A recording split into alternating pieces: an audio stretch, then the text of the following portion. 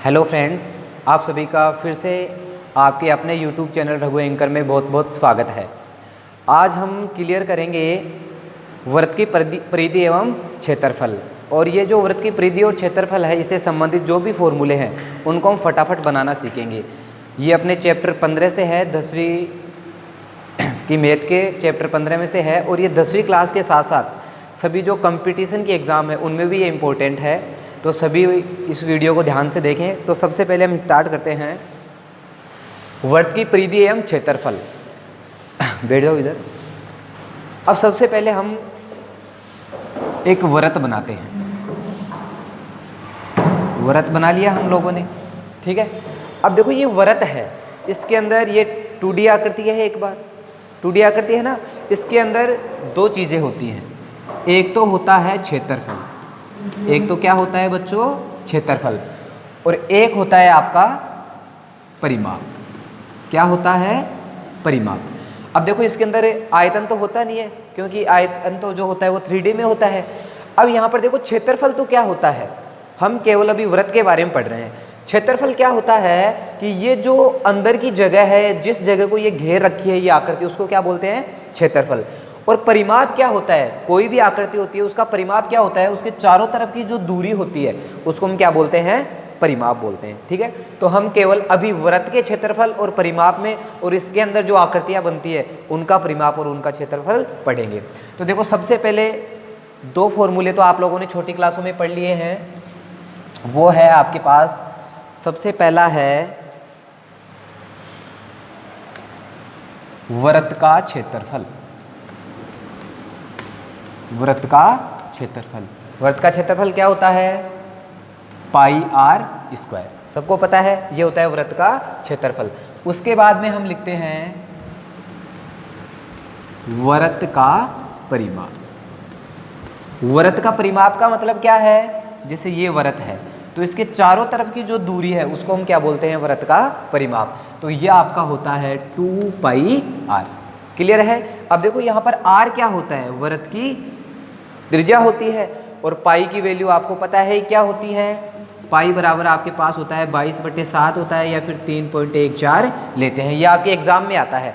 अगर एग्जाम में क्वेश्चन में अलग से लिखा हुआ नहीं आता है कि पाई की वैल्यू ये लेनी है, तो आप इन दोनों में से कोई भी ले सकते हो।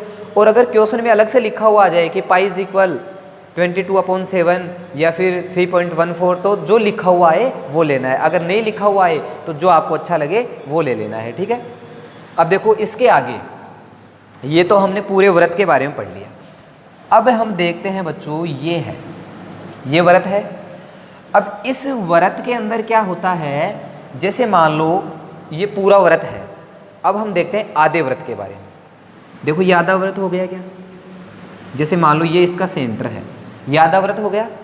तो हमें इसको छोड़ दो आप लोग, इसको नहीं लेना है, आपको केवल ये नीचे वाला आधा वृत्त लेना है। अब अगर आपको वृत्त का क्षेत्रफल चाहिए तो आप लोग क्या करोगे, देखो क्षेत्रफल क्या होता है, जो जगह घेरी हुई है इसी को क्षेत्रफल बोलते हैं।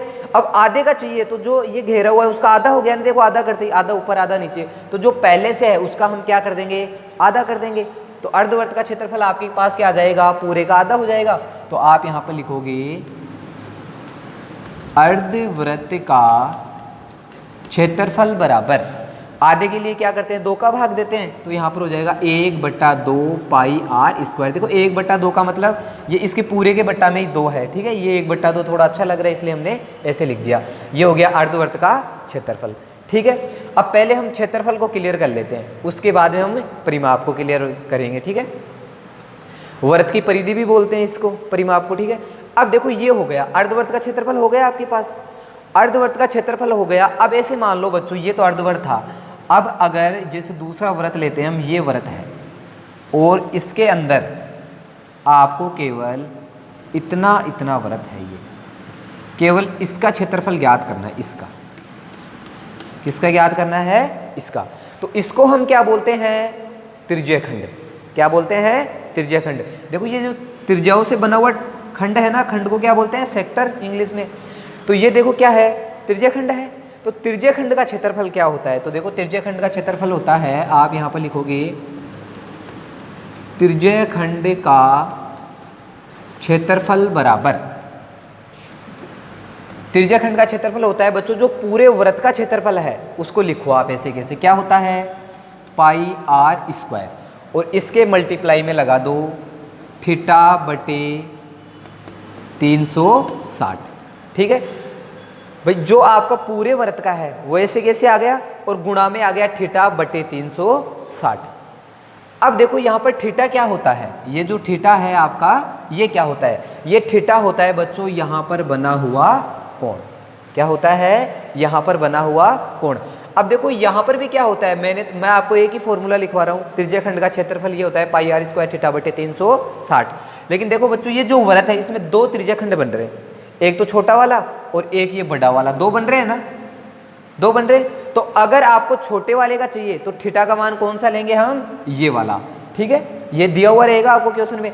और अगर आपको बड़े वाले का चाहिए तो तब आपके पास थीटा क्या बन जाएगा, ये वाला।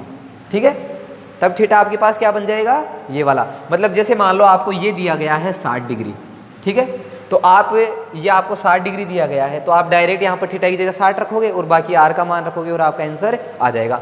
अब ये 60 दिया गया है और आपको बड़े वाले का पूछ रहा है, बड़े वाले का पूछ रहा है, तब आप क्या करोगे, आपको पता है एक बिंदु के चारों तरफ कितने डिग्री का कोण बनता है, 360 का। तो 60 तो ये हो गया, बच गया कितना, 300।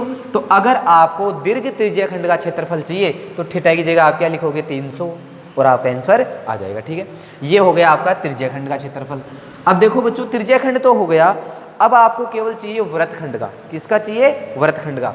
तो देखो वृत्तखंड का कैसे बनता है, जैसे मान लो ये आपके पास वृत्त है। अब ये वृत्त हो गया आपके पास, इस वृत्त के अंदर अगर हम यहाँ पर ये एक जीवा खींच देते हैं, जीवा है बच्चों ये इसका सेंटर है। अब यहाँ पर देखो ये जो खंड है ये आपका क्या है, वृत्तखंड। ये क्या है आपका, वृत्तखंड। अब इसका क्षेत्रफल चाहिए आपको, तो इसके क्षेत्रफल के लिए हम क्या करेंगे, इसको हम सबसे पहले त्रिज्याखंड बनाते हैं। क्या बनाते हैं, त्रिज्याखंड। ये त्रिज्या यहाँ पर मिला दिया तो ये पूरा त्रिज्याखंड बन गया। देखो ये पूरा है, ये यहाँ से लेकर यहाँ तक, ये क्या है, त्रिज्याखंड। आपको त्रिज्याखंड का क्षेत्रफल तो आता है ना बच्चों, तो यहाँ पर देखो वृत्तखंड का क्षेत्रफल क्या हो जाएगा, वृत्तखंड का क्षेत्रफल बराबर, ये होता है आपका लघु वृत्तखंड। कौन सा, ये देखो छोटा है, ये इधर वाला दूसरा बड़ा हो गया। लघु वृत्तखंड का क्षेत्रफल बराबर क्या हो जाएगा, यहाँ पर आपको पता है ये पूरा है त्रिज्याखंड, तो आप लिखोगे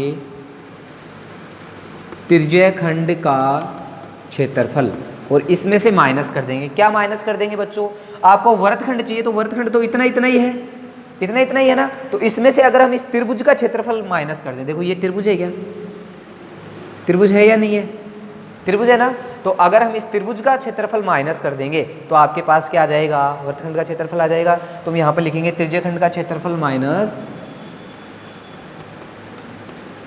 त्रिभुज का क्षेत्रफल। ठीक है बच्चों, अब देखो यहाँ पर जो त्रिभुज बन रहा है वो कैसा बनेगा, समद्विबाहु, क्योंकि ये तो त्रिज्याएं हैं। देखो बच्चों यहाँ पर ये त्रिज्याएं तो दोनों बराबर रहेंगे, तो त्रिभुज आपके पास कैसा बनेगा, समद्विबाहु। तो हम यहाँ पर लिख देंगे, ये फॉर्मूला यहाँ से बनेगा लघु वृत्तखंड का क्षेत्रफल बराबर, मैं डायरेक्ट इसको यहाँ पर लिख देता हूँ, लघु वृत्तखंड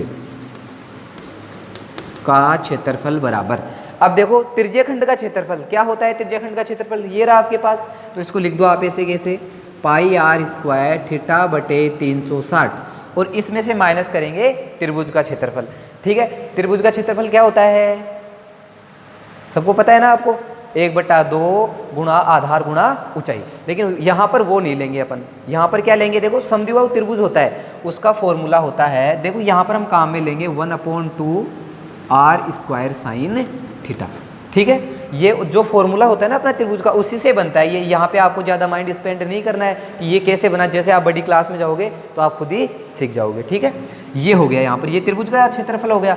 अब साइन थीटा वाली टेबल आपको बनानी आती है, अगर आपको नहीं बनानी आती है तो पीछे वीडियो उसमें जाकर देख लेना आप लोग। तो यहाँ पर जैसे मान लो थीटा आपके पास आ गया 60 डिग्री, तो यहाँ पर थीटा की जगह 60 आएगा, साइन 60 की वैल्यू रख दोगे और आपके पास लघु वृत्तखंड का क्षेत्रफल आ जाएगा। ऐसे ही अगर मान लो आपसे पूछे दीर्घ वृत्तखंड का क्षेत्रफल, तो दीर्घ वृत्तखंड का क्षेत्रफल आप कैसे ज्ञात करोगे, इसको हम साफ कर देते हैं। यहां पर हो जाएगा दीर्घ वृत्तखंड का क्षेत्रफल बराबर। देखो बच्चों, ये जो अभी यहाँ पर लघु वृत्तखंड बन रहा था इस तरह से, ये वाला, तो इसके अंदर ये पूरा वृत्त है। अगर पूरे वृत्त में से हम इसको घटा दें तो ये बड़े वाले का आ जाएगा पूरे का। तो हम यहाँ पर लिखेंगे वृत्त का क्षेत्रफल। वृत्त का क्षेत्रफल आता है, ऊपर फॉर्मूला आ गया, इसमें से माइनस कर देंगे हम लघु वृत्तखंड का क्षेत्रफल। ठीक है, समझ में आया बच्चों? ये हो गए क्षेत्रफल के, तो सारे हो गए, इतना ही क्षेत्रफल बनता है। एक और बनता है आपके पास दो वृत्तों से।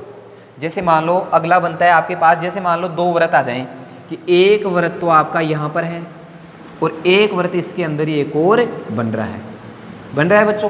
अब आपको ज्ञात करना है इसके अंदर इसका क्षेत्रफल। इसका क्षेत्रफल ज्ञात करना है आपको। क्वेश्चन इस तरह से आ जाता है, जैसे एक वर्ताकार पार्क है और उसके चारों तरफ 4 मीटर चौड़ा रास्ता बनाया और उस रास्ते का क्षेत्रफल ज्ञात करो। इस तरह से क्वेश्चन बनता है, कंपटीशन के एग्जाम में भी बनता है और आपके बुक में तो है ही ऐसे क्वेश्चन। तो इसके लिए देखो, इसको क्या बोलते हैं हम, दो सकेंद्रीय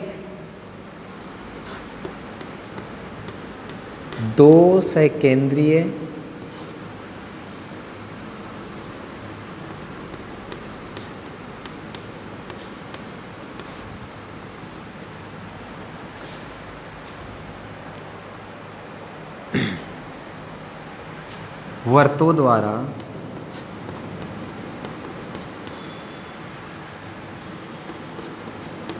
परिबद्ध क्षेत्र का क्षेत्रफल। ठीक है बच्चों, ये हो गया। अब देखो ये हम कैसे ज्ञात करेंगे। यहाँ पर आपके पास दो वृत्त आ रहे हैं, बच्चों।